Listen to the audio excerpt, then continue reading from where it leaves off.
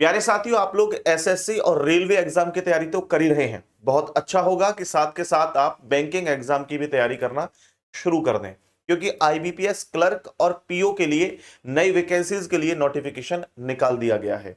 करीब 11,000 वैकेंसीज होंगी। इनके बारे में मैं आप लोगों को बहुत शानदार तरीके से बताने वाला हूं कि एज क्राइटेरिया क्या होता है, क्या एग्जाम पैटर्न है और योग्यता क्या है। इस पूरी वीडियो को देखिएगा। मेरा नाम है विवेक चौधरी और आप देख रहे हैं कंपटीशन गुरु यूट्यूब चैनल। चलिए स्टेप बाय स्टेप सारी चीजों को समझते हैं। सबसे पहले मैं आप लोगों को बता देता हूं आरआरबी की सच्चाई। साथियों, बहुत सारे स्टूडेंट तैयारी इसलिए नहीं करते हैं रेलवे वाले कि यहां इंग्लिश पूछी जाती है, लेकिन मैं आपको बता देता हूं कि इस वैकेंसी के लिए आपको जरूरी नहीं है कि इंग्लिश ही आनी चाहिए। अगर आपको इंग्लिश थोड़ी बहुत आती है तो भी चलेगा और नहीं भी आती है तो भी चलेगा, क्योंकि यहां पर हिंदी का विकल्प जो है मौजूद है। साथ ही साथ साथियों, यहां पर जीके नहीं पूछी जाती है, यानी कि कोई हिस्ट्री, पॉलिटी, जियोग्राफी, इकोनॉमिक्स इस तरह के सवाल आपके एग्जाम के अंदर नहीं पूछे जाते हैं। यानी इकोनॉमिक्स के तो लगभग पूछे जाते हैं, वो जनरल अवेयरनेस के अकॉर्डिंग जो प्रश्न होते हैं। मैं आप लोगों को यहां पर डिटेल में डिस्कस जो है सिलेबस करके जाऊंगा, तो आप पूरी वीडियो को देखिएगा। मेन जो विषय हैं आप लोगों के जो सबसे ज्यादा पूछे जाते हैं उनमें है मैथ्स और रीजनिंग। इन दोनों विषयों से ही लगभग आप ये मान के चलना कि आपका सिलेक्शन निश्चित रूप से हो जाएगा। तो मेरे प्यारे साथियों, यहां पर बैंक परीक्षा मतलब ये नहीं है कि इंग्लिश होगी, तो मुश्किल नहीं है। अगर आप एसएससी, यूपीएससी या इसके अलावा आप रेलवे एग्जाम की तैयारी कर रहे हैं और वहां आप देखते हैं कि हिस्ट्री, ज्योग्राफी पढ़ना थोड़ा मुश्किल है, तो आप इधर मूव कर सकते हैं। इसी के साथ साथ प्यारे दोस्तों, यहां पर जो आपकी ड्रीम जॉब है उनमें एक जॉब है बैंक पीओ की। ये ऑफिसर स्केल 1 की नौकरी है प्यारे दोस्तों। यहां आपको ऑफिस में बैठे बैठे ही काम करना होगा। कोई ज्यादा आपको फील्ड में घूमने फिरने की जरूरत नहीं पड़ेगी। यहां पर आप लोग सैलरी की बात करते हैं तो सैलरी भी 70 से 80 हजार होती है, और ये जो डिपेंड करती है कि आप किस शहर में जॉब कर रहे हैं। इसके अलावा प्यारे दोस्तों, यहां पर रेलवे और एसएससी के छात्रों के लिए बेस्ट ये रहेगा, आप इसको तैयारी को करते हैं तो पहले मैं बात करता हूं कि कितनी वैकेंसीज लगभग इस बार पूछी या इस बार आ सकती हैं। जरा ध्यान से देखिएगा। 2024 की बात करता हूं तो यहां आप देखें क्लर्क की 5,585 पोस्ट थी और पीओ की 3499, टोटल 9,084 पोस्ट थी। 2025 के अंदर 8,000 के आसपास क्लर्क की थी, बाकी पीओ की थी, टोटल 12,162 थी। इस बार बात करूं 2026 में, तो 2026 में यह संभावना जताई जा रही है कि 11,000 प्लस वैकेंसीज इस बार देखने को मिलेंगी। तो इन 11,000 वैकेंसीज के लिए कब नोटिफिकेशन आउट होगा? हालांकि रेलवे जो हालांकि जो बैंकिंग सेक्टर है या बैंकिंग का जो एग्जाम होता है वो एक फिक्स डेट पर होता है, जो उन्होंने पहले ही नोटिफिकेशन में सबसे पहले वो एग्जाम डेट ही जो है अनाउंस करते हैं। एसएससी या रेलवे की तरह नहीं है कि पहले शॉर्ट नोटिस जारी किया, फिर नोटिफिकेशन जारी किया, उसके बाद भी हो सकता है डेट को बढ़ा दिया, घटा दिया, ऐसा कुछ नहीं करता है रेलवे। रेलवे का समय, रेलवे बार बार मैं शब्द इस्तेमाल कर रहा हूं, मैं कह रहा हूं आरआरबी, यानी कि जो आईबीपीएस है या बैंकिंग सेक्टर है, वो कभी भी जो है वो समय को लेकर के इधर उधर नहीं करता है, फिक्स समय देता है। तो यहां पर मैं आपको बताता हूं जो इंपोर्टेंट डेट्स हैं उनमें देखें आप। आईबीपीएस आरआरबी नोटिफिकेशन 2026 जो जारी किया गया है वो अगस्त 2026 में जारी किया जाएगा, यानी कि आपके वैकेंसीज का जो नोटिफिकेशन होगा वो मेरे भाई अगस्त के आसपास में जारी कर दिया जाएगा। ऑनलाइन जो एप्लीकेशन है वो अगस्त में शुरू हो जाएंगे, आप लोग एकदम अलर्ट रहेंगे सभी।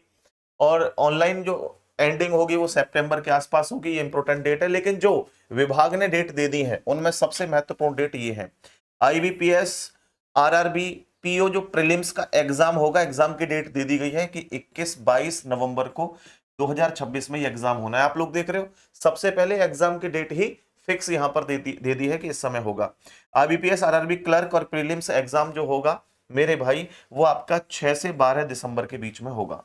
तो यहां पर आप देख सकते हैं कि एग्जाम की जो डेट है वो यहां पर अनाउंस कर दी गई है। इसी के साथ साथ आपको मैं यहां पर दिखा देता हूं कि जो प्रीलिम्स और मेंस दोनों ही एग्जाम की डेट दे दी गई है। जो आपके प्रीलिम्स के होंगे स्केल 1 के वो 21 से 22 नवंबर, और जो ऑफिस असिस्टेंट के होंगे 6, 12, 13 दिसंबर को, और जो ऑफिशियल स्केल 1 की जो कि मेंस परीक्षा होगी वो 27 दिसंबर 2026 है, और ऑफिस असिस्टेंट की 30 जनवरी है। ठीक है। और यहां पर स्केल जो सिंगल एग्जामिनेशन होगा ऑफिसर स्केल 1 और 3 के लिए, सॉरी 2 और 3 के लिए, वो 27 दिसंबर 26 को होगा। तो एग्जाम की जो डेट है वो यहां पर अनाउंस कर दी गई है। इसमें फिर से मैंने एक बार देखो ये लगा रखा है कितनी कितनी वैकेंसीज आ सकती हैं, पहले आई हैं। इसमें सबसे पहले आप लोगों को मैं सिलेबस बताऊं, सिलेबस से पहले कुछ और पॉइंट हैं जो कि आपको समझाना बहुत जरूरी है। सबसे पहले एज की बात कर लेते हैं, एज क्राइटेरिया कितना होना चाहिए। देखिए, आरआरबी क्लर्क के लिए आपकी 18 से 28 एज होनी चाहिए। आरआरबी पीओ के लिए आपकी 18 से 30 तक एज चलेगी। और बात करते हैं आपकी शैक्षिक योग्यता की, यानी कि एजुकेशन की, तो आप ग्रेजुएट होने चाहिए किसी भी स्ट्रीम से। ऐसा नहीं कि आपने बीकॉम ही कर रखी हो, अगर आप बीए भी आप करे हुए हैं तो भी आप इसमें फॉर्म अप्लाई कर सकते हैं। ऐसे ही आरआरबी पीओ के लिए भी आप ग्रेजुएट होने चाहिए किसी भी स्ट्रीम से। कोई इससे मतलब नहीं है कि बीकॉम होना चाहिए, बीएससी, इस तरह का नहीं, कुछ भी हो। आपको स्थानीय भाषा जो है वो राज्य की भाषा का ज्ञान आवश्यक होना चाहिए, जो आपके राज्य की भाषा है। ठीक है, इसमें भी आपको आवश्यक है, भाषा की नॉलेज होनी चाहिए। कंप्यूटर की नॉलेज की बात करें तो यहां पर कंप्यूटर के कोई खास सर्टिफिकेट की जरूरत नहीं है, ना ही मेरे भाई इसमें बैंकिंग में बहुत ज्यादा नॉलेज रखने की जरूरत है कि आईटी जानकारी होनी चाहिए आपको बहुत शानदार, नहीं। बेसिक नॉलेज अगर आपको कंप्यूटर की है तो आप इसमें फॉर्म अप्लाई कर सकते हैं। ठीक है मेरे भाई। और एक और बात खास तौर पे ध्यान देने वाली बात यह है कि क्लर्क के लिए और पीओ के लिए, दोनों के लिए अलग अलग फॉर्म भरने होंगे। ऐसा नहीं कि आप एक ही फॉर्म भरें, उसी में आप सेलेक्ट कर दें कि पीओ और क्लर्क, जैसे आप लोग आरआरबी एनटीपीसी वगैरह के एग्जाम में सेलेक्ट कर लेते हैं कि भाई इसी से आप लोग अलग अलग जो है विभाग में चले जाएंगे। इसमें ऐसा नहीं है, पीओ के लिए अलग फॉर्म भरना पड़ेगा, क्लर्क के लिए अलग फॉर्म भरना पड़ेगा। और यहाँ पे सिलेक्शन जो प्रोसेस है वो क्लर्क का इस तरह से है और पीओ का इस तरह से है। क्लर्क की बात करूं तो पहले आपका प्रीलिम्स होगा, ये केवल क्वालिफाइंग होगा। फिर आपका मेंस होगा, और मेंस में जो है आपकी फाइनल जो मेरिट है उसके आधार पर आपका सिलेक्शन होगा। वही बैंक पीओ की बात करें तो यहाँ आपका पहले प्रीलिम्स होगा और ये क्वालिफाइंग होता है, फिर मेंस होगा, मेरिट का हिस्सा होगा, और लास्ट में एक इंटरव्यू और होगा, ये मेरिट का हिस्सा होगा। यानी इन दोनों के आधार पर आप लोगों का जो है वो सिलेक्शन निश्चित रूप से तय किया जाएगा। तो यहां पर उम्मीद है दोनों बातों को आप समझ गए होंगे। फिर बात करता हूं मैं आपके सिलेबस की। तो यहां पर जो सिलेबस है वो लगभग दोनों का सेम ही सिलेबस है। प्री एग्जाम की बात कर लेते हैं कि किस तरह से आपको कितना कितना क्या पढ़ना है। देखिए, यहां प्री के अगर एग्जाम की बात करें तो आपको दो ही विषय पढ़ने हैं, रीजनिंग और मैथ्स। और रीजनिंग और मैथ्स के अंदर भी कुछ लिमिटेड टॉपिक आपको पढ़ने हैं, पूरा मैथ रीजनिंग पढ़ने की जरूरत नहीं है। यहां रीजनिंग के 40 प्रश्न आते हैं और 40 ही नंबर के होते हैं। 25 मिनट का समय आपको रीजनिंग सॉल्व करने के लिए मिलता है। आप देख रहे हो 40 क्वेश्चन 25 मिनट में, और क्वेश्चंस की लेंथ बहुत ज्यादा होती है, थोड़े से डिटेल्ड क्वेश्चंस होते हैं, बट प्री एग्जाम में इतने ज्यादा डीप नहीं आते हैं। बहुत सारे स्टूडेंट करते हैं, ऐसा नहीं है, प्रैक्टिस से ही आप लोग क्वेश्चंस को इजीली कर पाएंगे। ऐसे मैथ्स की बात करता हूं तो 40 प्रश्न 40 नंबर के होते हैं, 20 मिनट में करने होते हैं। कठिन है लेकिन बहुत ज्यादा कठिन भी नहीं है। 11,000 वैकेंसीज आएंगी तो 11,000 तो स्टूडेंट इसमें जाएंगे ही, तो वो भी तो पढ़ेंगे। तो आपको भी मेहनत करनी है, प्रैक्टिस लगातार बनाए रखनी है। बिना ट्रिक और तगड़ी प्रैक्टिस के 45 मिनट में 80 प्रश्न कर पाना असंभव, मैं कहूंगा नामुमकिन है, कर ही नहीं सकता कोई बच्चा। अगर रेगुलर प्रैक्टिस करो और सही ट्रिक आपको मिलती रहे, जो कि रीजनिंग के लिए मैं आपको प्रोवाइड करवाऊंगा, तो आप लोग आपके अपने YouTube चैनल रीजनिंग बाय विवेक सर और कंपटीशन गुरु चैनल को सब्सक्राइब जरूर कर लीजिएगा। यहां मेंस के अगर बात करें तो मेंस के अंदर 200 प्रश्न पूछे जाते हैं। 120 मिनट का जो है आपको समय मिलता है 200 प्रश्नों के लिए, जिसमें 40 प्रश्न रीजनिंग के होते हैं, 40 प्रश्न मैथ्स के होते हैं, 40 प्रश्न आपके जनरल कंप्यूटर या मैं कहूं कंप्यूटर नॉलेज की जो बेसिक कंप्यूटर है वो उसके प्रश्न आते हैं, जनरल अवेयरनेस और करंट अफेयर बैंकिंग से संबंधित के 40 प्रश्न आते हैं। और यहां पर मेरे भाई आपके हिंदी के 40 क्वेश्चन होंगे। अगर आप हिंदी की जगह इंग्लिश सेलेक्ट करेंगे तो 40 प्रश्न आपके इंग्लिश के होंगे। इन दोनों में से आप जो है अपने हिसाब से, अगर आप इंग्लिश में कमजोर हैं तो हिंदी चुन लो, हिंदी में कमजोर हो तो इंग्लिश चुन लो। तो ये आपके ऊपर है कि इन दोनों में से कोई भी आप लोग जो है वो चुन सकते हो। ठीक है, इसके बाद आगे बढ़ता हूं मैं आप लोगों को थोड़ा सा डिटेल में आप लोगों को सिलेबस के बारे में थोड़ा डिस्कस कर देता हूं। मैथ्स के अंदर जो सबसे महत्वपूर्ण टॉपिक है वो है डाटा इंटरप्रिटेशन। मेरे भाई डीआई 15 से 20 प्रश्न यही इस टॉपिक से बनते हैं। उसके बाद है नंबर सीरीज। नंबर सीरीज यहां पर मेरे भाई 5 से 10 प्रश्न आप लोगों के यहीं से बनेंगे।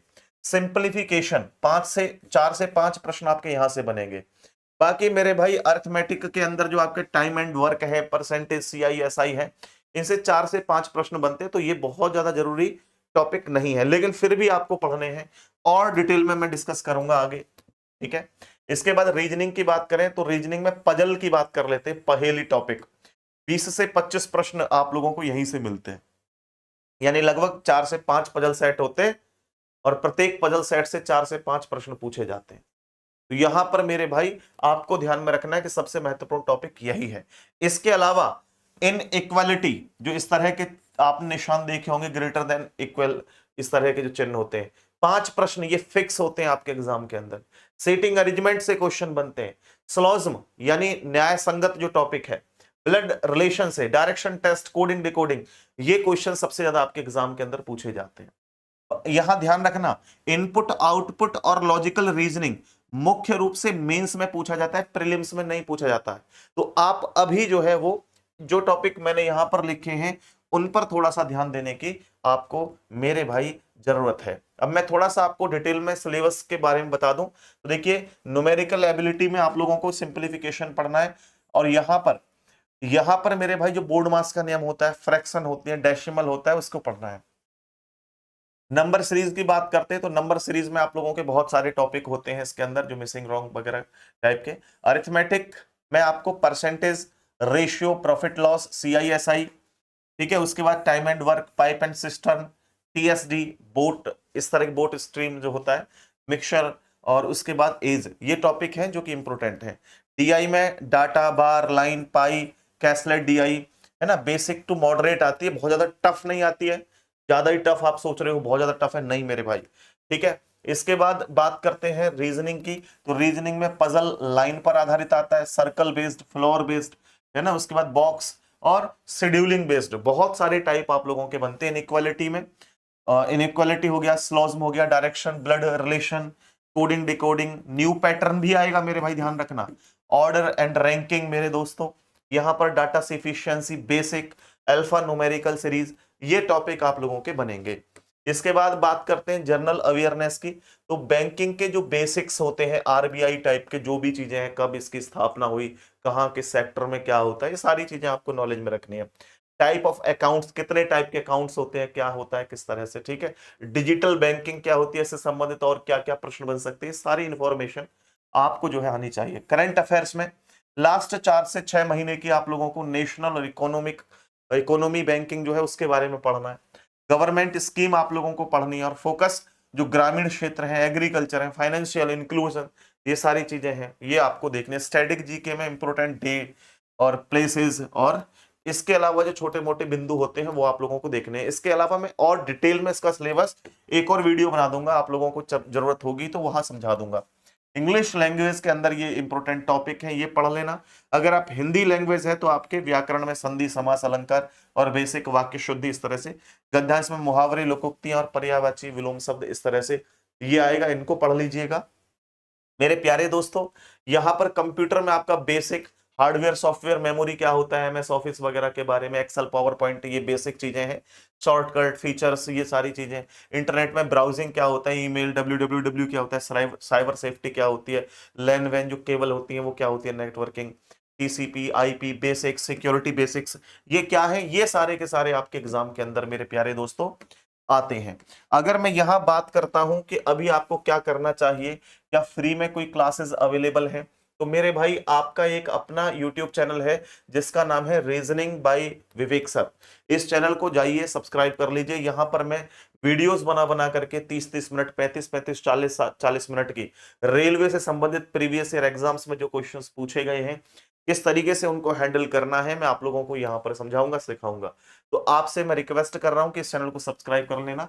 इसके अलावा अभी रीजनिंग के लिए मैंने क्लासेस चला रखी है रात को 7 बजे शाम को, तो आप जाइए। यहाँ पर एक संकल्प सीरीज है कंपटीशन गुरु यूट्यूब चैनल पर, इसको आप लोग जो है ज्वाइन कर लें। डेली क्लास होती है, कल मैंने कोडिंग डिकोडिंग करवाया है, और मैं करीब बैंकिंग का जो प्री लेवल का एग्जाम होता है उसके संबंधित क्वेश्चंस भी इंक्लूड इसमें करके चलूंगा। तो ये आपके लिए रामबाण साबित होगा। प्लेलिस्ट बनी हुई है, जाकर के आप प्लेलिस्ट में चेक कर लीजिएगा, ठीक है। संकल्प सीरीज के लिए क्लासेस हैं मेरे दोस्तों, आप इनको जो है जरूर से देख लीजिएगा एक बार। अब इसके अलावा अगर आप चाहें कि मुझे तो सर रीजनिंग का कंप्लीट बैच लेना है, कि बैंकिंग का एग्जाम हो, SSC का एग्जाम हो, रेलवे का एग्जाम हो, कंप्लीट रीजनिंग को पढ़ना है तो मेरे भाई वन स्टॉप सॉल्यूशन ये आपके लिए एप्लीकेशन अवेलेबल है कंपटीशन गुरु पर। ये बैच मात्र मात्र 399 रुपए में आपको ये बैच मिल जाएगा। इसकी खास बात यह है कि कंप्लीट रीजनिंग होगी, इससे बाहर रीजनिंग में कुछ नहीं आएगा, चाहे कोई रेलवे का एग्जाम हो, एसएससी का एग्जाम हो या बैंकिंग का एग्जाम हो, आप इस बैच में इंक्लूड जो है एनरोल कर सकते हैं। मेरे भाई ये हमारा मोबाइल नंबर है, इस पे आप कॉल या व्हाट्सएप करके जानकारी ले सकते हैं। उम्मीद करता हूं मेरे द्वारा दी गई जानकारी आपको पसंद आई होगी। इस वीडियो को ज्यादा से ज्यादा शेयर करना, और आप अगर नए हैं तो चैनल को सब्सक्राइब कर लेना और बेल आइकन प्रेस कर लेना। बहुत बहुत धन्यवाद। नमस्ते।